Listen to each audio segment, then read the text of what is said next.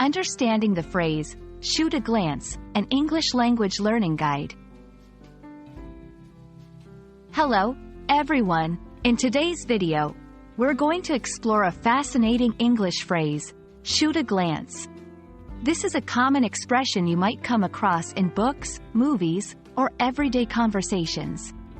Understanding such phrases can really enrich your English language skills, so let's dive in.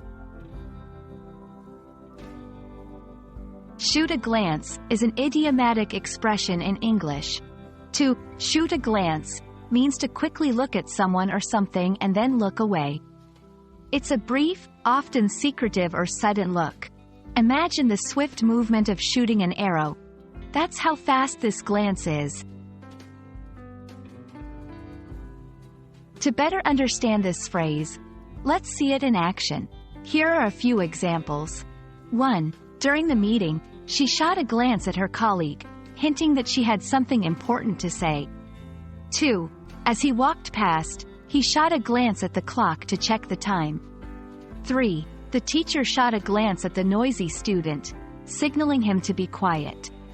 In each of these sentences, shoot a glance is used to describe a quick, meaningful look. There are a few variations of this phrase that you might hear.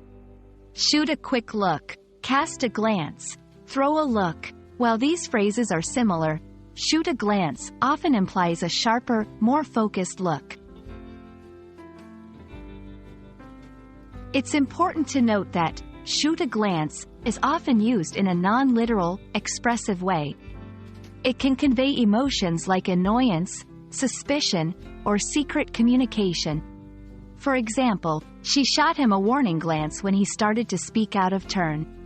This usage makes the phrase particularly popular in storytelling and descriptive writing. When using shoot a glance, remember: 1. It's typically used in past tense, shot a glance. 2. The phrase is often followed by at to indicate the direction of the glance. 3. It's great for adding expressiveness to your language in both spoken and written English.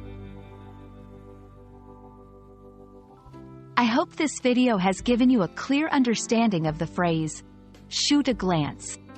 It's a vivid expression that can add a lot of color to your English communication. Keep practicing, and don't be afraid to use it in your conversations or writing. Until next time, happy learning!